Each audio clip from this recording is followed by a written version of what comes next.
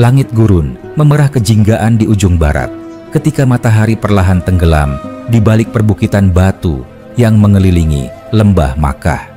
Angin panas yang seharian berhembus kini berganti menjadi hembusan lembut yang membawa aroma debu dan pasir. Seekor unta berderit langkahnya menuruni bukit dengan hati-hati. Di atasnya duduk seorang laki-laki tua dengan wajah tegas dan pandangan yang penuh tekad. Ia bernama Fihr bin Malik, seorang pemimpin dari garis keturunan yang mengakar jauh hingga kepada Ismail bin Ibrahim, dua nama yang disucikan oleh banyak bangsa di Jazirah. Di belakangnya berjalan puluhan orang, sebagian memimpin unta yang membawa barang, sebagian lagi membawa anak-anak mereka di atas punggung hewan yang lelah. "Wahai ayah," kata salah seorang pemuda di antara mereka, Ghalib, dengan suara yang sedikit bergetar karena kelelahan.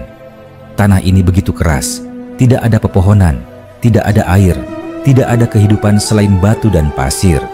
Apakah kita akan menetap di sini?" Fihr menatap lembah di hadapannya. Di tengah lembah yang sunyi itu tampak bangunan batu, berbentuk persegi, sederhana namun penuh wibawa.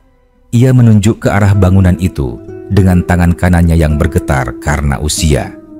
"Lihatlah itu, wahai anakku, itulah rumah suci yang dibangun oleh Ibrahim dan putranya Ismail. Mereka membangunnya dengan tangan mereka sendiri atas perintah dari Tuhan yang Maha Agung. Tempat itu bukan sembarang rumah. Ia adalah pusat dari seluruh tanah ini, dan siapapun yang menjaganya akan dijaga oleh Tuhan." Seorang pengikut yang lebih muda bernama Harits menimpali dengan ragu, "Tetapi ayah kami, tempat ini tidak subur, tidak ada sungai, tidak ada kebun, tidak ada sumber makanan yang bisa kami andalkan. Bagaimana kita akan hidup di sini tanpa bantuan?" Fihr tersenyum, garis-garis di wajahnya semakin dalam. "Kalian melihat dengan mata yang hanya memahami dunia, tapi lihatlah dengan mata hati. Tanah ini tidak perlu subur untuk menjadi pusat kehidupan. Di sini, manusia akan datang dari berbagai arah.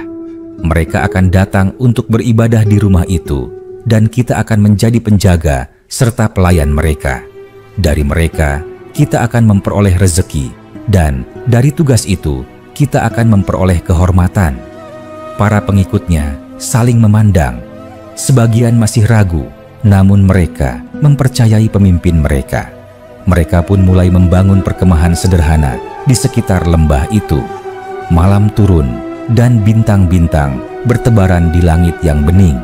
Api unggun menyala di tengah perkemahan.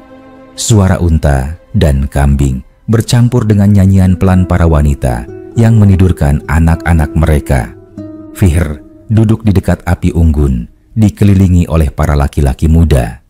Ia berkata, "Anak-anakku, kelak keturunan kita akan dikenal di tanah ini. Mereka akan hidup di antara para peziarah yang datang.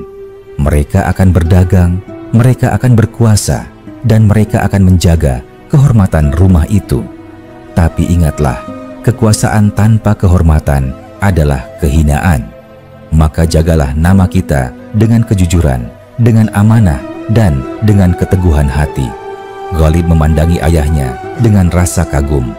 "Apakah nama kita akan diingat oleh orang-orang setelah kita, ayah?" Fihr menatap langit. "Nama kita akan diingat, bukan karena kekuatan, tapi karena kejujuran. Selama Ka'bah berdiri, selama tanah ini disucikan, maka keturunan kita akan ada di sini." Tahun-tahun pun bergulir. Keturunan Fihr tumbuh dan menyebar. Mereka hidup berdampingan dengan berbagai suku yang datang dan pergi di sekitar Makkah. Suku Jurhum pernah berkuasa, lalu disusul oleh suku Khuza'ah yang kemudian mengambil alih kepemimpinan atas Makkah. Keturunan Fihr tetap tinggal, menjaga hubungan dengan Ka'bah dan berdagang dengan para pendatang. Mereka mulai dikenal sebagai orang-orang yang memiliki hubungan istimewa dengan tanah suci itu. Di antara keturunan Fihr, lahir seorang laki-laki bernama Kilab. Dari Kilab, lahirlah seorang anak yang kelak akan mengubah sejarah Makkah, namanya Qusay. Qusay tumbuh dalam kesederhanaan tapi di dalam dirinya mengalir darah para pemimpin yang bijaksana. Ia dikenal cerdas, berani, dan memiliki pandangan jauh ke depan. Ketika ia masih muda, Makkah berada di bawah kekuasaan suku Khuza'ah. Pemimpinnya, Hulail, adalah seorang tokoh yang dihormati. Ia menjaga Ka'bah dan memegang kendali atas perniagaan di lembah itu. Qusay yang saat itu hidup di antara suku lain merasa terpanggil untuk kembali ke Makkah, tanah leluhurnya. Suatu hari, ia berdiri di depan lembah Makkah, memandangi Ka'bah dari kejauhan. Di sanalah rumah yang dibangun oleh Ibrahim, gumamnya kepada sahabatnya. Dan di sanalah darah nenek moyangku mengalir. Aku harus kembali ke tempat itu, bukan untuk kekuasaan, tapi untuk mengembalikan hak yang telah lama hilang. Sahabatnya menatapnya dengan cemas. Qusay, suku Khuza'ah tidak akan membiarkanmu mengambil Makkah begitu saja. Mereka telah memerintah di sana selama beberapa generasi.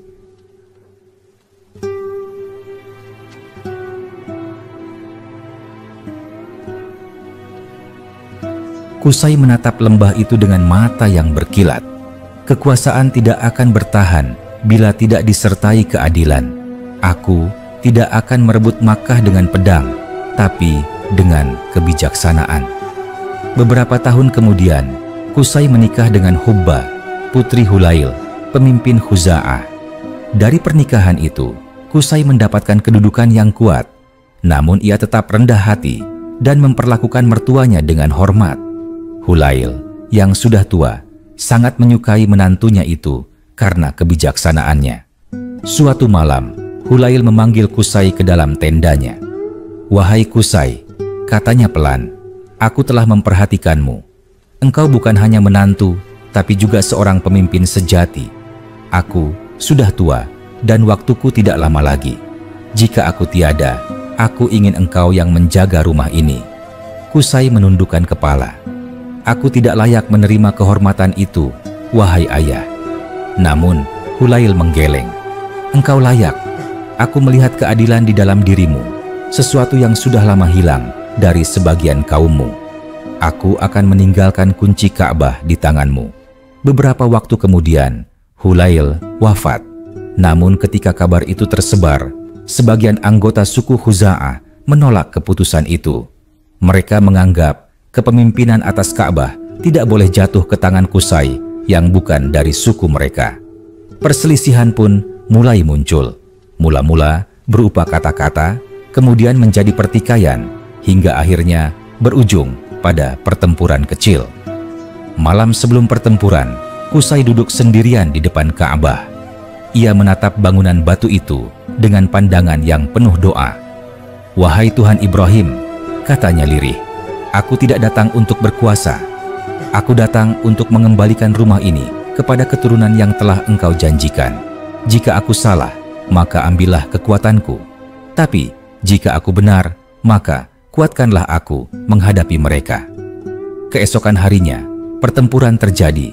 Debu mengepul di lembah Makkah. Suara teriakan dan dentuman batu saling bersahutan. Qusay memimpin pasukannya dengan gagah, namun tidak dengan kebencian.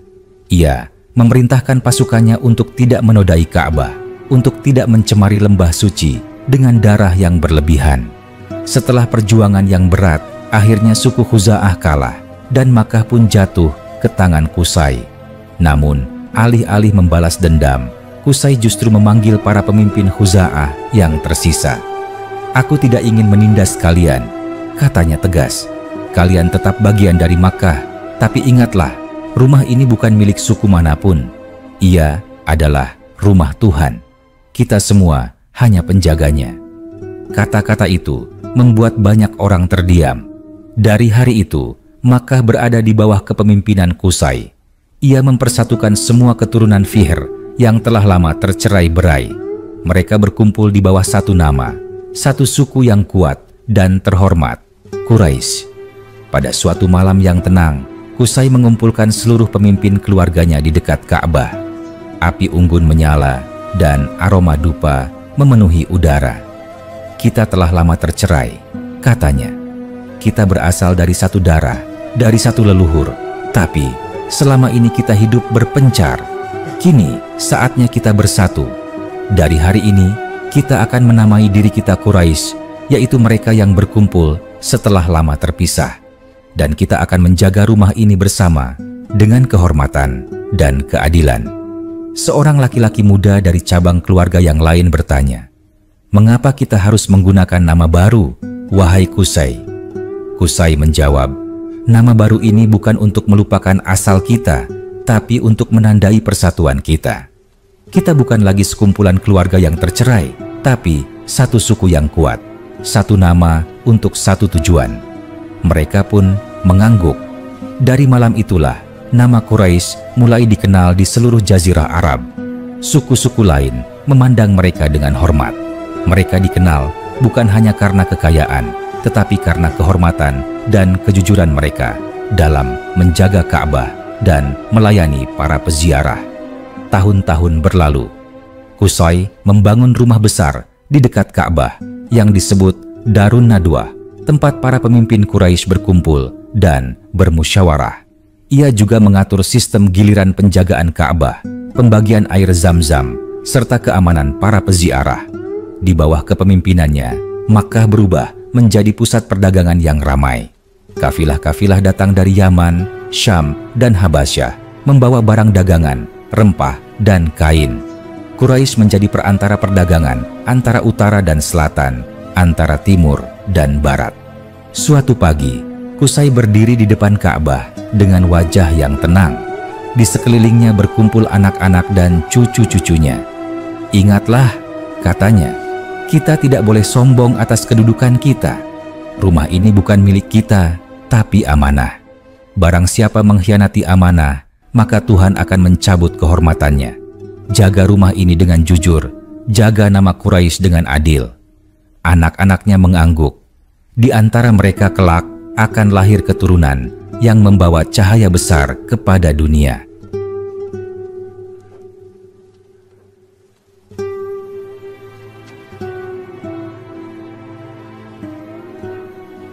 Malam turun perlahan. Api unggun kembali menyala di lembah yang tenang itu. Qusay menatap bintang-bintang di langit. "Kelak," katanya dalam hati, "dari keturunan ini akan lahir seorang pembawa rahmat yang namanya akan disebut oleh jutaan manusia setiap hari, yang akan menyatukan dunia seperti Ka'bah menyatukan manusia." Ia tidak tahu kapan hal itu akan terjadi. Tapi sejarah mencatat, beberapa abad kemudian, dari garis keturunannya lahir seorang laki-laki bernama Muhammad bin Abdullah yang membawa risalah dari langit dan mengubah wajah dunia untuk selama-lamanya. Dan begitulah awal mula kisah suku Quraisy, lahir dari persatuan, tumbuh dalam kehormatan, dan ditakdirkan menjadi penjaga cahaya yang menerangi dunia. Angin pagi bertiup lembut di lembah Makkah, membawa debu halus dan aroma pasir yang telah menjadi bagian dari napas kehidupan di tanah itu. Matahari baru saja muncul dari balik gunung, menyingkap lembah yang mulai hidup dengan suara unta, kambing, dan manusia yang bersiap untuk memulai hari mereka. Di tengah hiruk-pikuk itu, berdiri rumah tua yang terbuat dari batu, rumah Qusay yang kini telah menjadi tempat berkumpul para pemimpin Quraisy. Di depan rumah itu terdapat jalan menuju Ka'bah, tempat suci yang menjadi pusat kehidupan mereka. Qusay kini telah menua. Rambutnya memutih, namun sorot matanya masih tajam dan berwibawa. Ia berdiri di depan pintu rumahnya, memandangi Ka'bah yang disinari matahari pagi. Di belakangnya berdiri anak-anaknya yang kini telah menjadi pemimpin-pemimpin muda Quraisy, Abdu Manaf, Abdud Dar, Abdu Qusay, dan Harith. Mereka semua mewarisi darah kepemimpinan, namun di antara mereka, Abdu Manaf paling menonjol karena kebijaksanaannya. "Anak-anakku," kata Qusay dengan suara bergetar tapi tegas, "kita telah membangun suku ini dari debu dan pasir. Kita telah mempersatukan yang tercerai, menegakkan kehormatan di tempat yang gersang. Tapi jangan kalian kira pekerjaan kita sudah selesai. Setiap hari Makkah menerima tamu dari seluruh jazirah. Mereka datang untuk beribadah, berdagang, dan memohon berkah. Maka, tugas kita adalah menjaga agar mereka merasa aman dan dihormati. Abdudar, anak sulungnya, menatap ayahnya dengan bangga. Kami akan menjaga Makkah sebagaimana engkau menjaganya, wahai ayah. Tidak akan ada tangan yang berani menodai Ka'bah selama kami hidup. Qusay tersenyum lembut. Aku percaya padamu, wahai anakku. Tapi ingatlah, menjaga Makkah bukan hanya dengan kekuatan, tapi juga dengan keadilan. Siapapun yang datang, meski dari suku yang jauh, harus diperlakukan dengan hormat. Karena mereka datang atas nama Tuhan yang sama. Hari demi hari berlalu, dan Qusay mulai merasakan kelemahan tubuhnya. Ia tahu usianya tidak akan panjang lagi. Maka, ia memanggil semua anaknya untuk berkumpul di rumahnya pada suatu malam yang tenang. Api unggun menyala di tengah ruangan, memantulkan cahaya di wajah-wajah mereka. Wahai anak-anakku, katanya perlahan, aku akan segera pergi menemui Tuhanku. Tapi sebelum itu, aku ingin kalian tahu bahwa Makkah bukan sekadar tempat tinggal kita. Ia adalah amanah. Aku telah mengatur tugas-tugas kalian agar Ka'bah tetap dijaga dan dihormati. Abdudar, engkau yang sulung, aku serahkan kepadamu kunci Ka'bah dan tanggung jawab untuk menjaga rumah ini. Engkau akan mengatur siapa yang boleh masuk dan siapa yang tidak.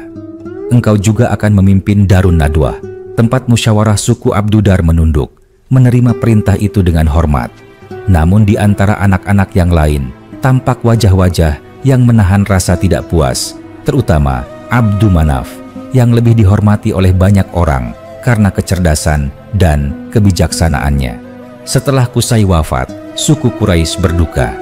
Tapi tidak lama kemudian, perbedaan pandangan di antara anak-anaknya mulai muncul ke permukaan. Sebagian orang Quraisy berpendapat bahwa tanggung jawab besar seperti penjagaan Ka'bah dan kepemimpinan seharusnya berada di tangan orang yang paling cakap, yaitu Abdu Manaf. Namun, sebagian yang lain tetap setia kepada garis keturunan Abdudar karena merekalah yang menerima amanah langsung dari Qusay. Pada suatu siang yang panas, para pemimpin Quraisy berkumpul di depan Darun Nadwah. Mereka berdiskusi dengan suara keras yang bercampur dengan teriakan unta dan anak-anak di sekitar Ka'bah. Abdu Manaf berdiri di tengah-tengah mereka dengan wajah tenang.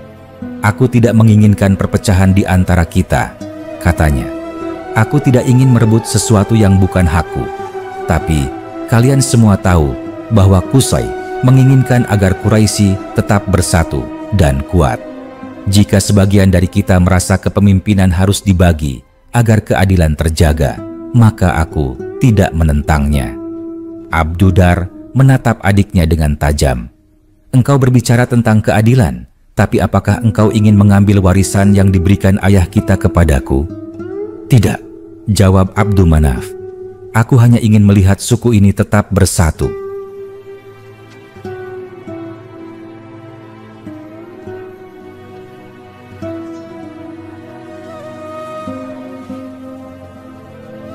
Kita bisa berbagi tanggung jawab.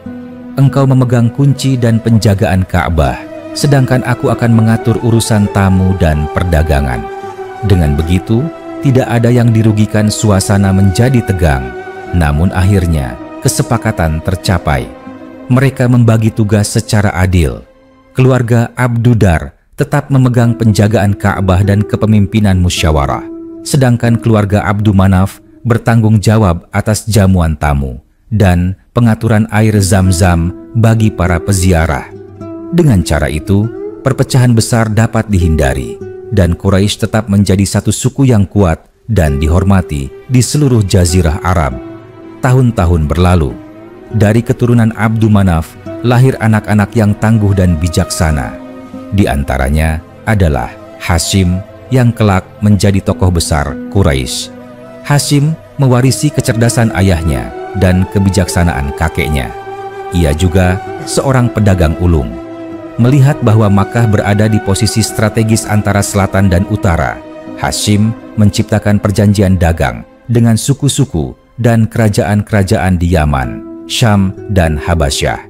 Ia membentuk sistem perjalanan dagang yang disebut perjalanan musim panas dan musim dingin, di mana kafilah Quraisy berangkat ke utara pada musim panas dan ke selatan pada musim dingin.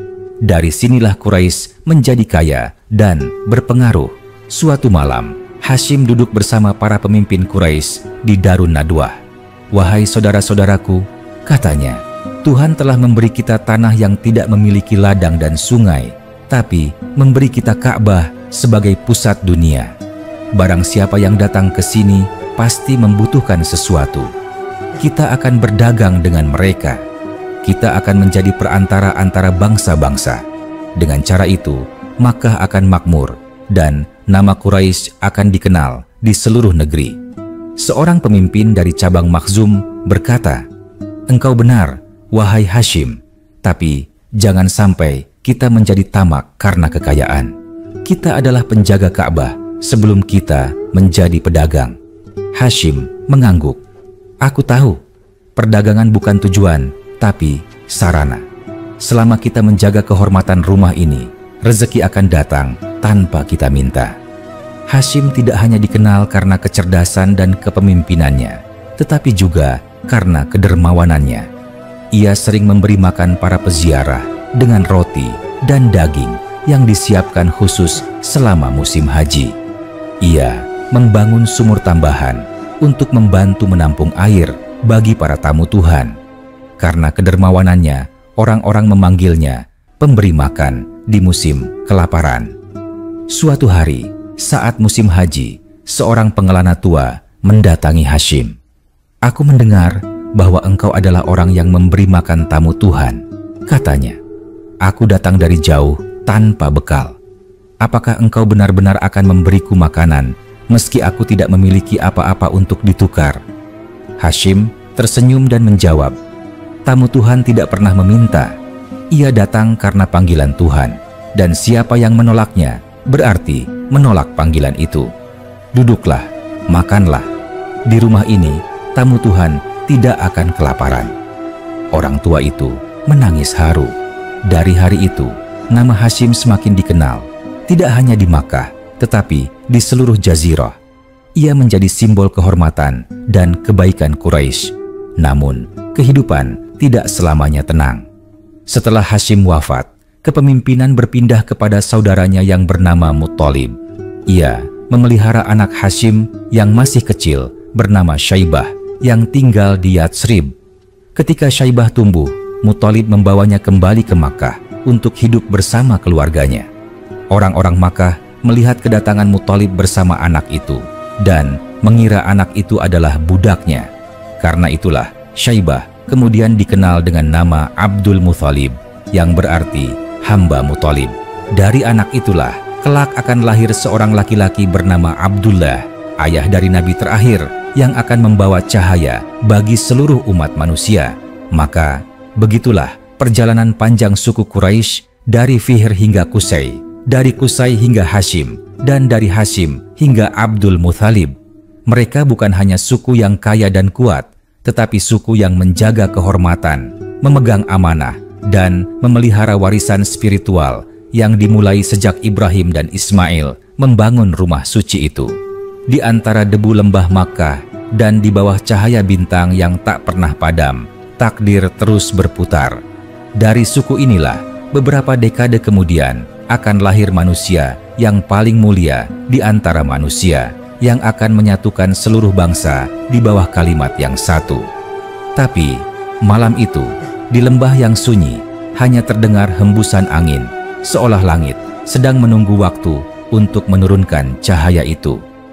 Angin gurun berhembus lembut di pagi yang cerah di lembah Makkah. Langit biru membentang luas, sementara sinar matahari memantul pada batu-batu yang kering dan tanah berpasir. Di kejauhan, kafilah-kafilah dagang mulai bersiap untuk berangkat menuju utara.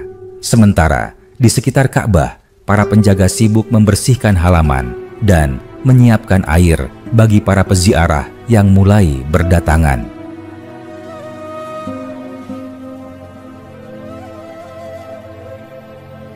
Di antara hiruk-pikuk itu, tampak seorang lelaki tua berdiri di dekat sumur Zam-Zam yang baru digali kembali setelah lama tertimbun pasir. Wajahnya dipenuhi guratan usia, tetapi sorot matanya tajam dan penuh wibawa. Dialah Abdul Muthalib bin Hashim, pemimpin besar Quraisy pada masanya. Sumur Zam-Zam yang kini mengalir di hadapannya adalah hasil perjuangan panjang. Selama bertahun-tahun, air suci itu tertutup dan terlupakan oleh waktu. Banyak orang Quraisy menganggap tempat itu hanya gundukan tanah tanpa makna. Namun pada suatu malam, Abdul Muthalib bermimpi. Dalam mimpinya, ia melihat seseorang berkata kepadanya, "Galilah sumur Thayyibah." Ia bertanya, "Apa itu Thayyibah?" Suara itu tidak menjawab. Malam berikutnya, ia bermimpi lagi. Kali ini, suara itu berkata, "Galilah sumur Zam-Zam." Abdul Muthalib terbangun dengan jantung berdebar. Ia merasa mimpi itu bukan mimpi biasa, melainkan petunjuk dari Tuhan. Keesokan paginya, ia mengambil cangkul dan pergi ke tempat di antara dua berhala besar yang disebut Isaf dan Nailah. Orang-orang Quraisy yang melihatnya heran. "Apa yang engkau lakukan, wahai Abdul Muthalib?" tanya mereka. "Aku menggali sumur leluhur kita," jawabnya tenang. Mereka tertawa. Sudah banyak yang mencoba menggali di tempat itu, tetapi tidak pernah menemukan apa-apa. Namun Abdul Muthalib tidak peduli. Ia menggali dengan penuh keyakinan. Hari demi hari, ia terus bekerja, hingga suatu siang cangkulnya membentur batu keras, dan dari celahnya keluar air yang bening dan memancar deras. Orang-orang Quraisy berlari mendekat, terkejut melihat air suci itu kembali mengalir setelah sekian lama. Mereka berteriak, "Ini adalah berkah dari Tuhan. Ini adalah sumur leluhur kita." Sejak hari itu, nama Abdul Muthalib semakin harum. Ia menjadi pemimpin yang dihormati, tidak hanya karena kebangsawanannya, tetapi karena kebijaksanaan dan keimanannya. Ia mengatur kembali pembagian tugas di antara cabang-cabang Quraisy, memperkuat sistem pelayanan kepada para peziarah, dan menjaga agar tidak ada pertumpahan darah di sekitar Ka'bah. Ia juga sangat dermawan. Setiap musim haji tiba, ia menyediakan makanan dan minuman bagi para tamu dari seluruh jazirah, sebagaimana dilakukan oleh kakeknya Hashim. Namun, di balik semua itu, Abdul Muthalib memendam kegelisahan. Ia hanya memiliki seorang anak laki-laki yang mampu membantunya, padahal ia sudah tua dan memiliki banyak tanggung jawab. Suatu malam, ia berdoa di depan Ka'bah, "Ya Tuhan, jika Engkau memberiku 10 anak laki-laki yang kuat dan melindungi namaku, maka aku akan mempersembahkan satu di antara mereka untuk-Mu sebagai tanda syukur." Waktu berjalan dan doanya dikabulkan. Satu demi satu anak laki-lakinya lahir, hingga jumlah mereka mencapai 10 orang.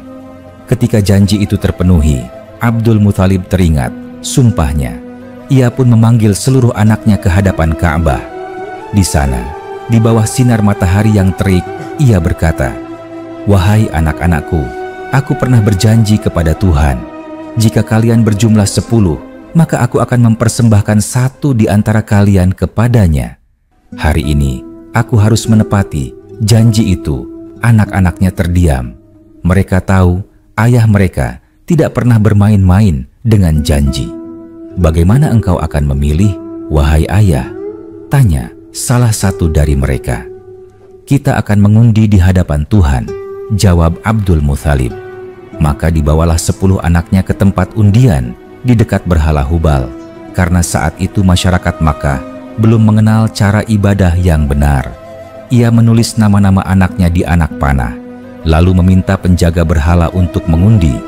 Nama yang keluar adalah Abdullah, anak yang paling disayanginya. Abdul Muthalib menunduk lama. Ia memandang Abdullah dengan mata yang berat. Abdullah adalah anak yang paling tampan dan berakhlak baik di antara saudara-saudaranya.